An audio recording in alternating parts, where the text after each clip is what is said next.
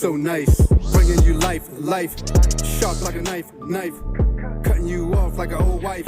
Had to get away from the old life. Brand new breed of a new type. That's what it is. Mr. Paul Kill himself.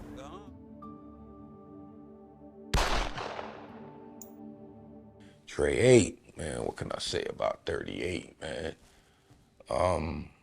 He got that name when, what was it? What was that shit called? The phone shit. Party Line was up, and that was his name and shit. Trey 8, 38.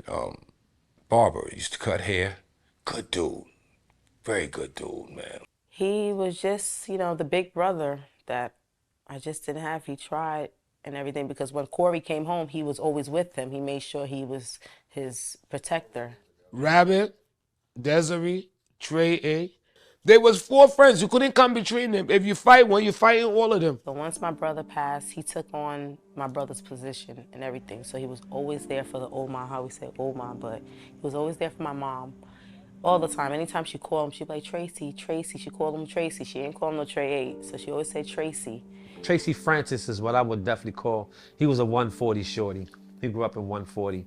Most of the kids that grew up in 140, they all 140 shorties. They all know how to do certain things, but he was a gifted kid. Trey, I used to cut his hair from when he was real young, and he was a really, really good artist. And I believe when he was in either 49, he was in a contest and he drew a fruit bowl, but he won. And he had a chance to do an exchange student program where he was able to go to Russia to actually study art. That's how nice he was as an artist. He also painted, while he was locked up, he was telling me, he painted an eagle on a fire hydrant that ended up in the garden of the White House. So this is a guy that had a lot of talent. Like I said, he was a locksmith, a welder, and a carpenter. He could build anything, fix anything, and he was an excellent barber. I mean, I basically taught him how to cut hair, but he got nicer than me because he was an artist. I remember one time I got a haircut from him. I knew I couldn't pay and shit, but I waited till the haircut was over and shit, and then I told him, and he was more or less like, he was mad though. He was like, yo, don't ever do that shit again, but I'm gonna let it slide this time and shit, you know what I mean? But don't ever do that shit to me again and shit, because you took the power of, choice out of my hands at this point in time. You gave me no option. I done already gave you the haircut type shit. Trey was OG nigga, man. You know what I mean? And regardless to what you heard about him in the street, because I'm pretty sure his children will probably be watching this, your dad was a great man, man. Had a lot of heart and very caring. Loved the people that loved him. For real, for real. I mostly remember him from 49.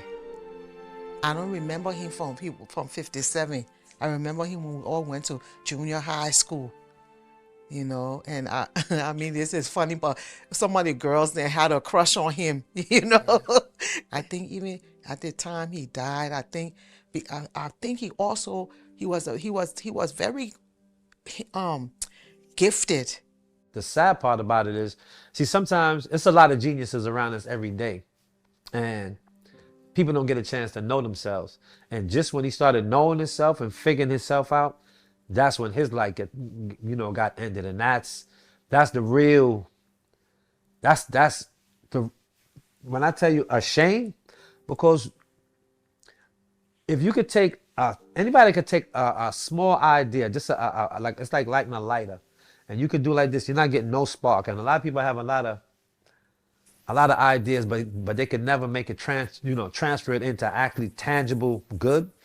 I see them take an idea within 2 months, turned it into a whole system that can run, I don't know, maybe 100 buckets full of water and do all kind of different things. But either way, yeah, he was a genius in the making. But again, he never got a chance to complete his flight.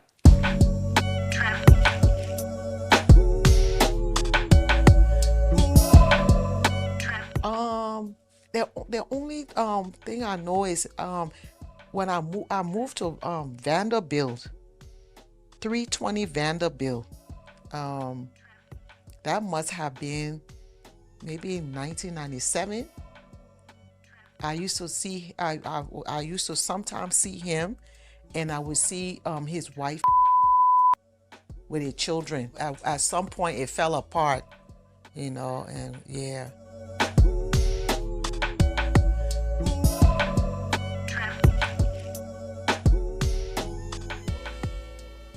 Everybody's entitled to their opinion, but at the end of the day, facts are facts.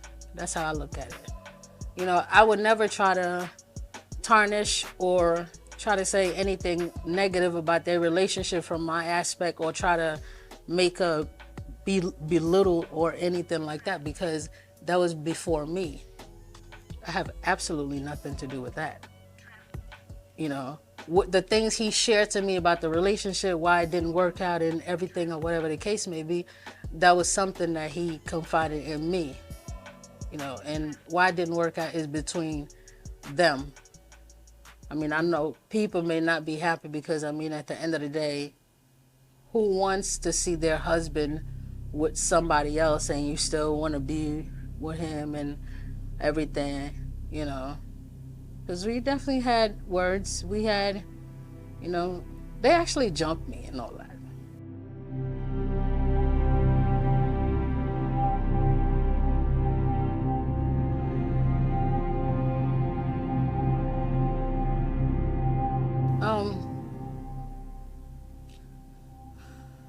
Me and Tracy was sleeping.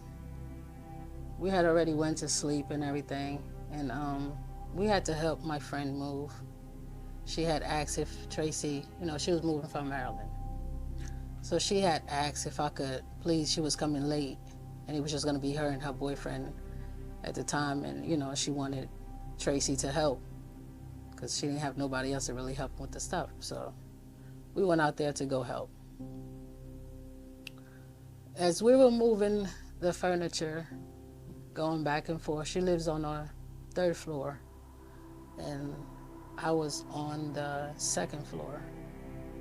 As we were going up and down, moving the furniture, one of the trips going up from the lobby, I seen he got in the elevator with us.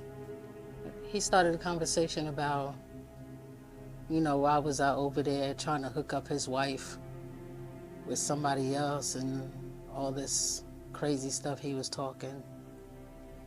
So he approached me in the elevator, and we kind of went back and forth about that, you know, like, what are you talking about? Like, what? You know. Then he went upstairs, and I was doing what I was doing.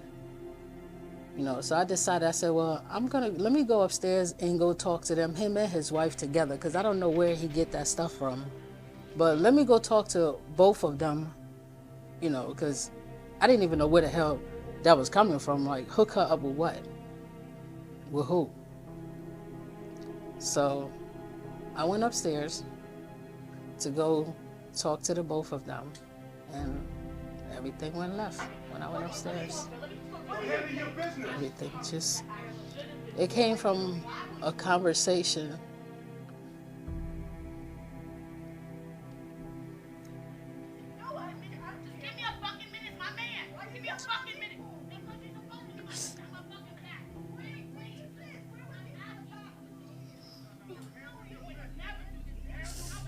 It was just a conversation, and it turned out physical. He started pushing me out the door, tried to put his hand on me. She even jumped in between us so that he wouldn't hit me, and she started pulling on him to get him away from me. As this is happening, of course, now I'm walking out the door, and it was on the 6th floor. I'm walking out the door and I'm pressing the elevator. I'm waiting for the elevator, and he's still getting in my face. At this time, her sister was there, and she's trying to separate him from me. And he spat on me, right on my chest. It was like a big spit on my chest. And to be honest, it was so much going on. I didn't even realize that he spat on me. Like, I had no clue that he even spat on me at the time. And she told me, she said that the dude had spat on her And Tracy didn't appreciate it, so he went back and he talked to the dude and everything. He had to talk with them. They didn't get into no altercation. He had to talk with them. Next thing you know, the dude came back with a gun. It's like, how did it get to that? Like, where? How could it go from two girls chatting and to that? And it's like, again, going back to decisions. You know, we all got to make decisions, and you got to be sharp, because, again, if you make the wrong decision at the wrong time, you know, you might get sidetracked again, and you might not get a chance to be back on track. Now, that's a perfect example. Two ladies get into a squabble, the men get involved, and somebody's life get taken over. What? Something that I could have probably just walked away from, let the girls, you know what I'm saying? It's a lot of times it's so simple, but look at how the tension flared up so quick. Nobody even got a chance to throw a cover on it or hit it with a fire extinguisher or throw some water on it. Nothing. It just, boom, house burned down in 1 second flat. And it's a shame, because, you know, God was trying to really make some moves and make some changes in his life. And you try to make changes, and it's just easy to get caught up. Because it became more about me trying to get away from him and just getting in the elevator to just leave. While at the same time, his wife was trying to pull on him to get him from attacking me, literally physically attacking me. The elevator came, got in the elevator. We went to the 3rd floor to see if Trey, because at this time when this was happening, Trey was going up and down. He was moving the stuff. We stopped on the 3rd floor, and Trey wasn't there. And then we went downstairs. You know, as soon as the elevator door opened, Trey was right in front of the elevator. So, you know, of course, with everything that was going on, it's crazy, because he's the one that actually realized that he spat on me. He's the one that realized that. And then he told me, and I looked down and saw that, you know, the man had spit on me, on my chest and everything. And of course, at that time, Trey lost it. You know, he lost it. And I'm like, no, babe, let's not do it that way. You know, we don't need to do it the violent way and everything. You know, me just trying to talk him out of it and everything. Within 2 minutes later, Trey was dead. It's on YouTube. You didn't see it? They shoot it. And you saw when he opened the door in the staircase and did like this. Then he opened the door back again. While Tracy was laying on the floor, that's the part that hurt me. Oh my God, when I saw that, because you know that's our brother, Gerald. We grew up with him. We grew up with him. It hurt. Everybody was crying because somebody posted it on YouTube so everybody could see it.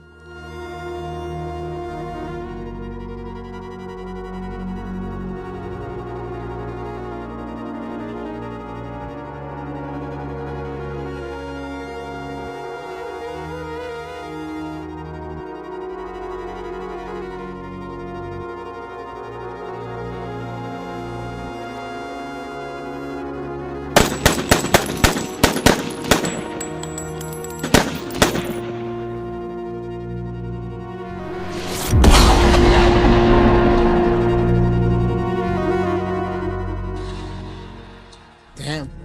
How many times he shot him? 12. Damn. I absolutely did see the video. Macabre. What can you say about death or, you know, just violence, period? Turns your stomach.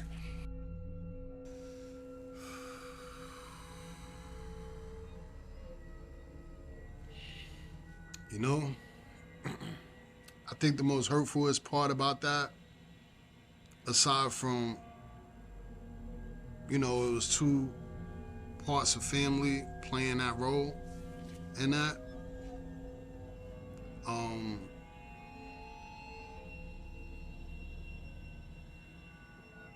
We could watch that murder online. I watched it several times.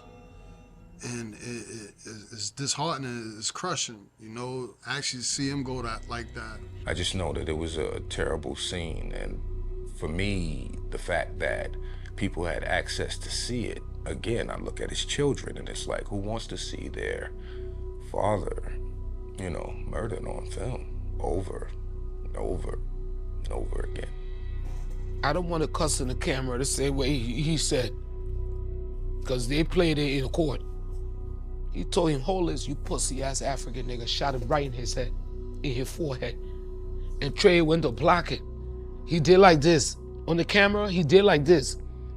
After he shot him first, he was on the floor. He wanted to shoot him in the head. He did like this. Trey blocked it. The bullet went through his arm. He went back over him and shot him in the head. The third time, that was evil. And that thing recorded. How you kill somebody under the camera? And you know, we used to really think those cameras in the buildings didn't work. They work. When I saw that, I was like, wow. Like, I was speechless. It was like, wow. Like, it just shows how things could just escalate from 0 to 100. You know what I mean? It's like, it makes you realize that you never know what a person might do. Like, you don't want to get into a physical confrontation with anybody because you don't know where they're going to take it. It's not like when you was a kid, you could take a whooping and keep it moving.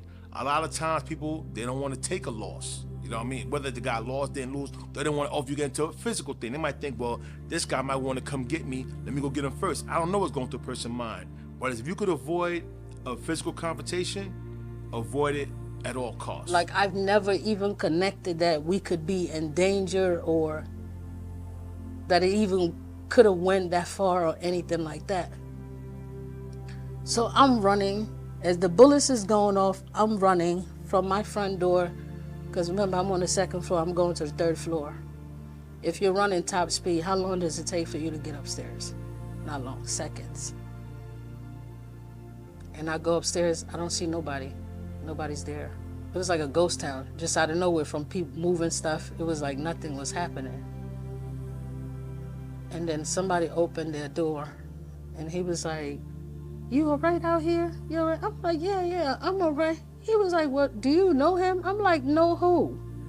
What I didn't realize with everything that was going on, Trey was down the hallway, laying on his back. That's when I looked down on the floor, and then I saw him on the floor, and then, you know, I ran to him, started shaking him, started calling his name. It's like, your mind really, really, really plays a trick on you. It really does. I got to him, I'm sitting on his stomach, and I'm like, shaking him up. Trey, wake up. When I got there, his eyes was like kind of rolling to the back. But when I started calling him and pounding on him, he opened his eyes and he looked at me. When I tell you, hope, because at the time my mind still wasn't allowing me to think that that's what just happened. I didn't see no blood or nothing. I didn't see any of that. He looked at me and he went to smile and he took his last breath. Just like that.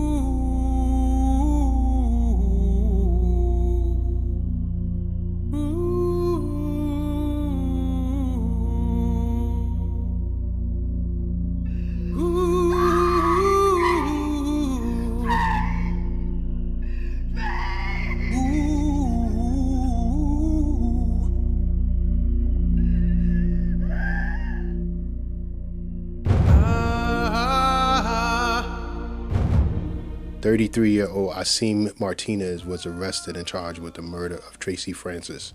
He was convicted and sentenced to 41 years in prison. Like I said, it is what it is, man. You never know what sparks the flame that's gonna burn down the whole project.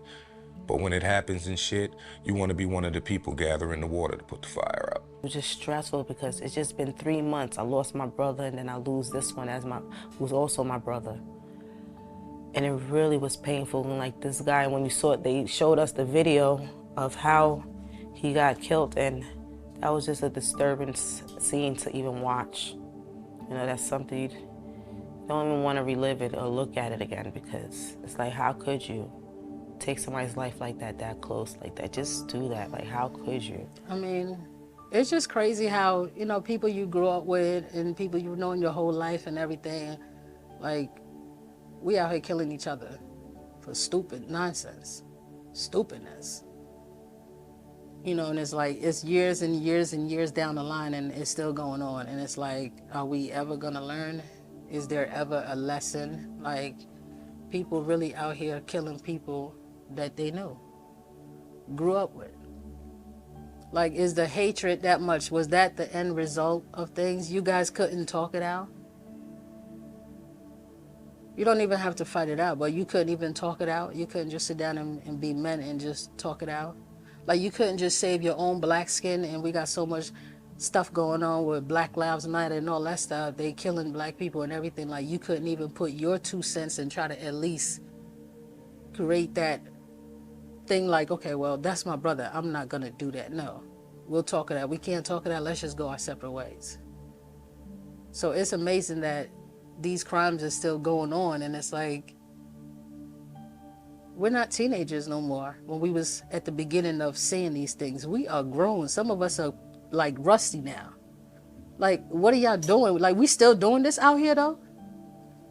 You the same person that walked out, man, R.I.P. to my man, so-and-so. And all, but that's just somebody else's man that you just didn't like. What are you talking about? More black males are murdered, like how Trey 8 was gunned down, shot 12 times by his own black brother than the police. So at the end of the day, these are all the things that we must open our eyes to. We must open our eyes to it. Our lives matter. It matters. It should matter to other groups of people, and it should matter to us. I hate to tell people, but today, more than ever, the devil he's blazing at you. He wants you. I think we get lost in a lot of deep stuff. But if you go to like the Bible, the end result is the devil is his end result is he's looking to take your soul, and the devil is, and God is trying to take your soul. And in between that, he's gonna do anything he got to do to get you. God, he says, I gave you a choice. So the devil is working hard on all of us, all the time, 24/7, 7 days a week. Don't get scared. Get prepared. If I could have even chose for the ending for Trey to end up being well and go back to his wife and forget all about me, don't even think about me. Like, if it was some kind of trauma from the 12 bullets that hit him to where like his memory don't even serve him corrected, I would have taken that any day for Trey to just go back and legally, that's his wife. She has to go to the hospital and take him and get him well, and he can forget about me for the rest of my life. If that's what it took for Trey to not be dead, I would have even rather go with that. Because at the end of the day, when you really, really, truly love somebody, it doesn't really matter where they are in the world. You care more about the fact that they're still amongst the living than anything else.